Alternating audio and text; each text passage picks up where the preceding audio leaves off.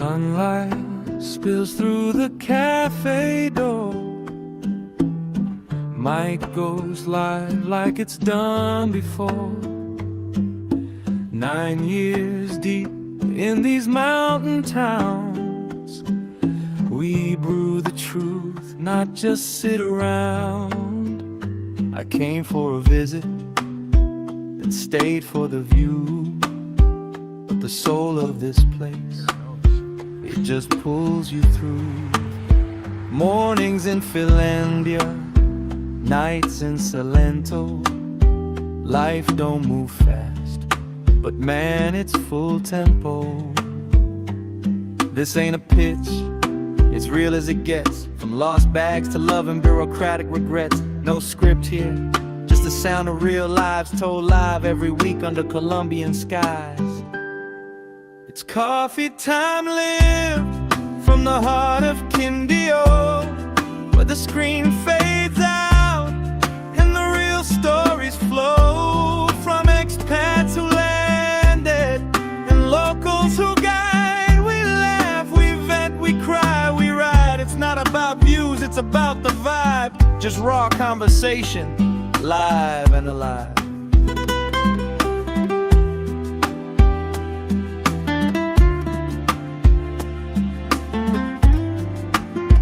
Got folks tuning in from every time zone, asking what's it like to make this place your own. It's mango trees, it's rent debates, it's finding peace past the clickbait gates.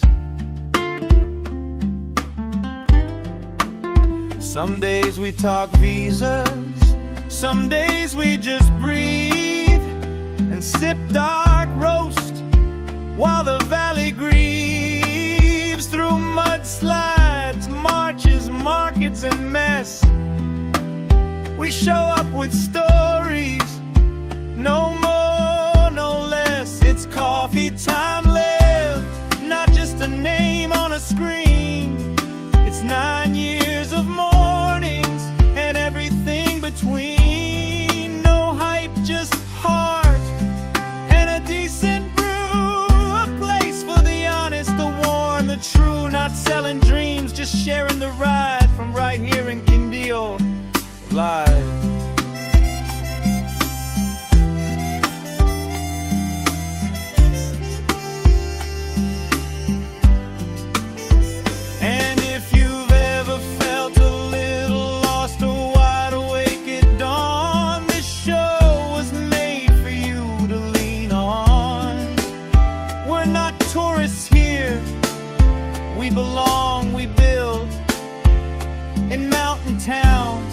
Where the air stands still. So bring your mug, your doubts, your days. We'll light 'em up in soft cafe rays. It's not a podcast, it's a porch-like glow. It's home in a headline, a yes and a no. It's coffee time live. Come as you are from my table in Colombia to wherever you are.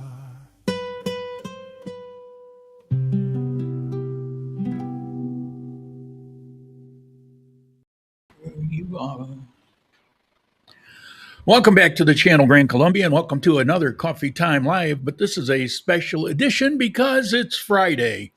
And Sunday, I'll have a really good Coffee Time Live that's the aftermath of the election. And I got some stories to tell about it, so that should be very interesting. And there's some questions. With this big change, where is it going to go? I know there's a lot of panic talk. They're inheriting some of the craziness from the United States where you got to be on one side or the other. It's sad to see. However, and I'll talk about that a little bit, but setting that aside, what is it going to be like and how is it going to affect us? So we'll have that whole conversation in 2 days, Sunday, and I'm looking forward to it. But today I came up with a story. I had to get another broadcast in before the end of the month. So that's what today is. But it's also a story that I found that wouldn't really work on Sunday's Coffee Time Live because I don't think it'll be long enough. And for a main topic, it really needs to be about 20 minutes of me telling the story, somewhere around there. And this one, I don't know. We'll see, but I'm looking at it and I'm thinking it's probably going to take me about 10 minutes because as I'm writing it, and I'm going back over and I'm reading it, and I'm thinking, yeah, it's about 10 minutes.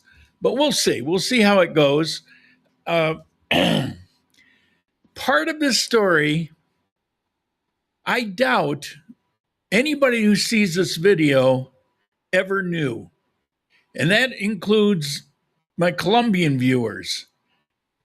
I didn't know, and I've been heavily engrossed in the coffee world for a number of years, and I've had endless conversations with farmers and specifically on the topic of the creation of the coffee business in Colombia. And I never knew what I'm going to talk about today.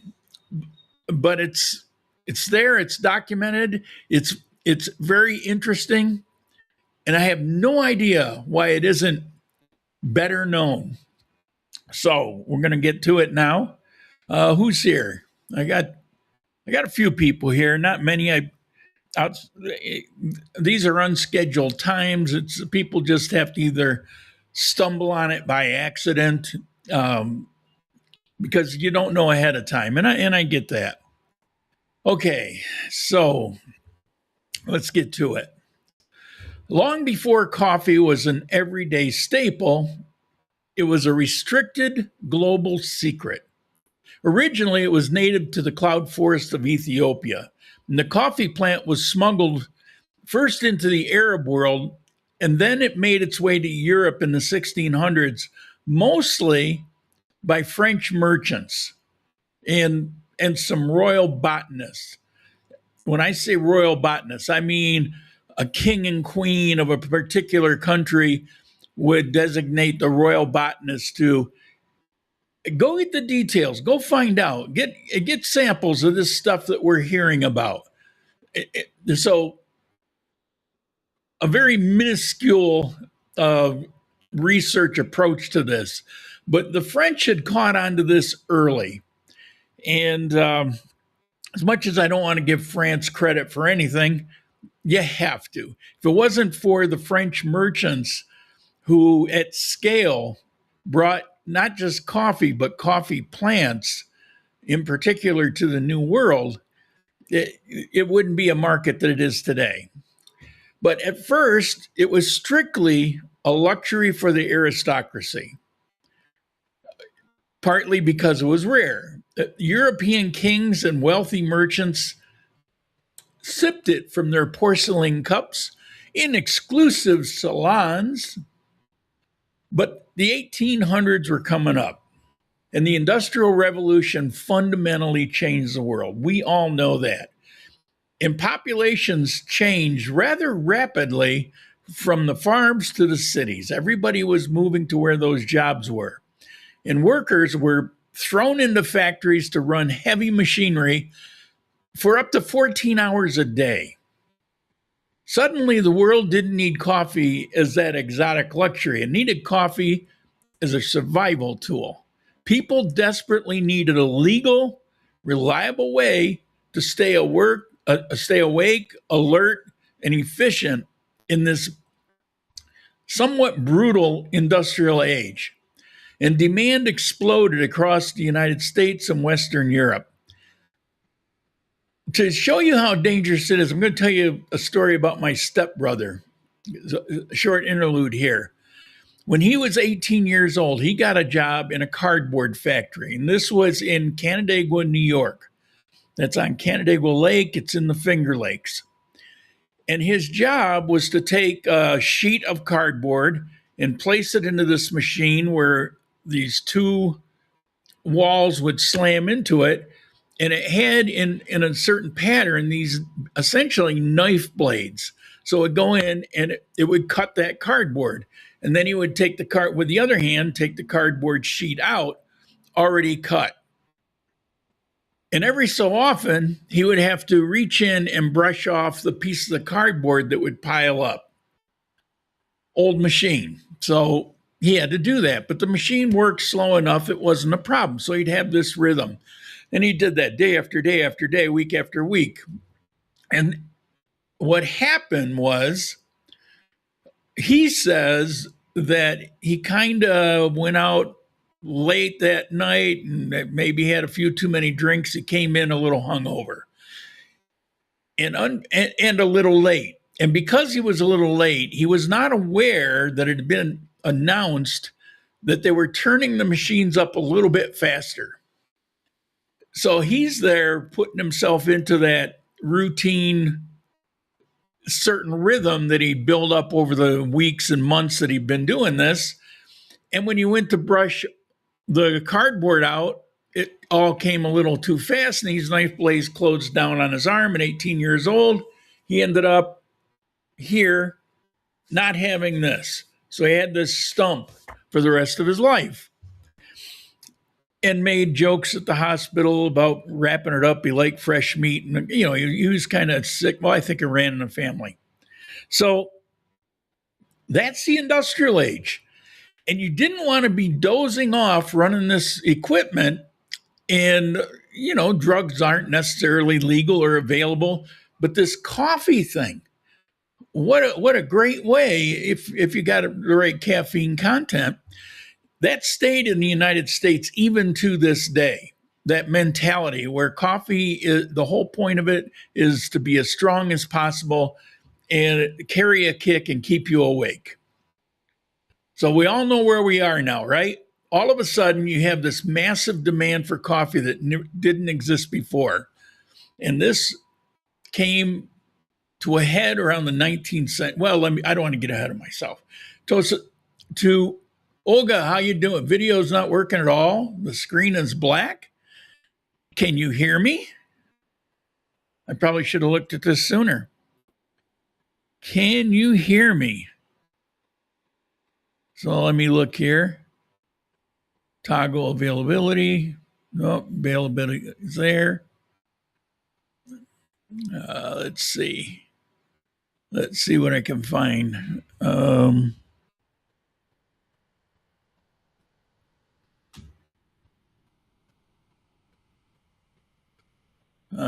hunting for it right now.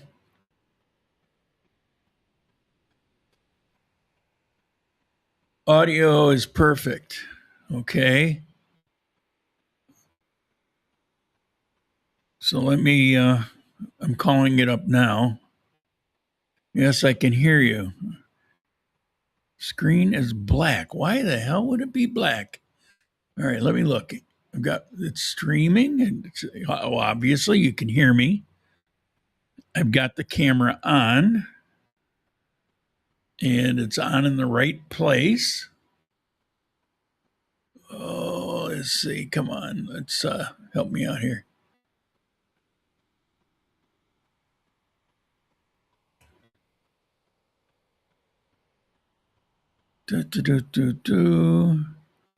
Sorry about this. Thank you for being here, and thank you for telling me. You were probably yelling at me because I wasn't saying anything. Yeah, it's black, black, black. Why? Why? Uh, it, it's it says it's working. Um,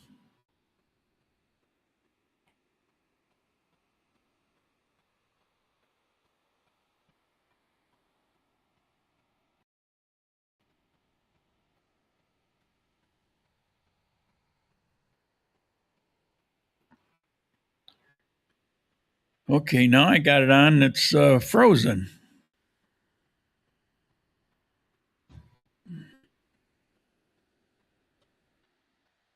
What the heck? What the heck? What the heck? What a shame. It's such a good story.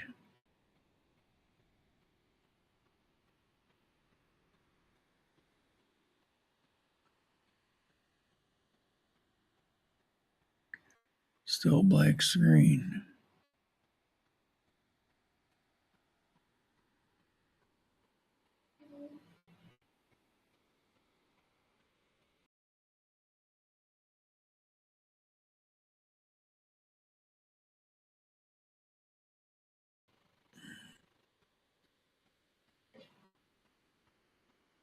Okay, I've got the thing on, but it's frozen on the screen. Let me try something else.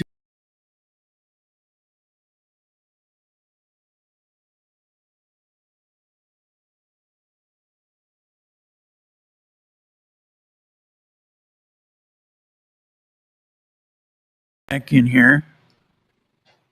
Wow, this is crazy. All right.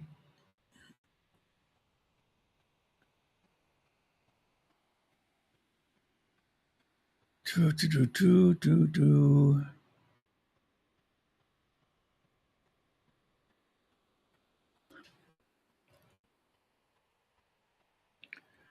Why would it be frozen? See, for you, it's frozen at the black, and I'm seeing that. But I go to the studio where it originates from, and it's not black. It's showing me frozen at some point, and I'm trying to release it, and it doesn't seem to want to let go. So let me try something.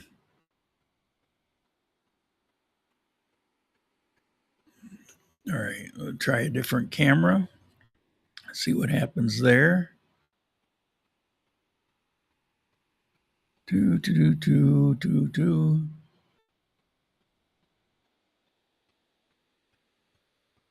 And it's not seeing the other camera either.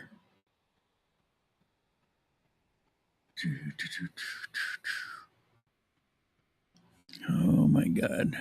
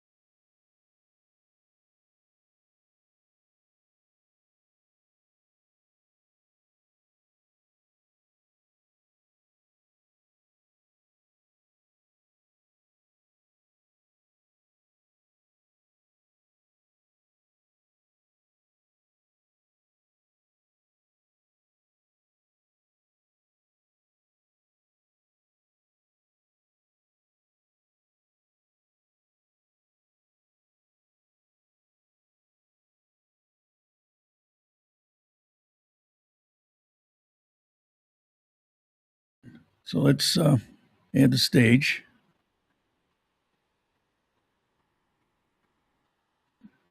No, it's not doing it. All right. I'm going to leave, fix this, and then come back. It'll probably be in about 15 minutes or so. I'm very sorry that this happened. I hope you return and catch the rest of this story. And I don't know how I'm going to clean it up so the whole story is told in one piece. I guess I'll tell it live as soon as I fix this, and then take both chunks and edit them and put it into one single upload for another time. All right. So I'm going to say goodbye right now. I see you probably in 10 or 15 minutes, and we'll be good to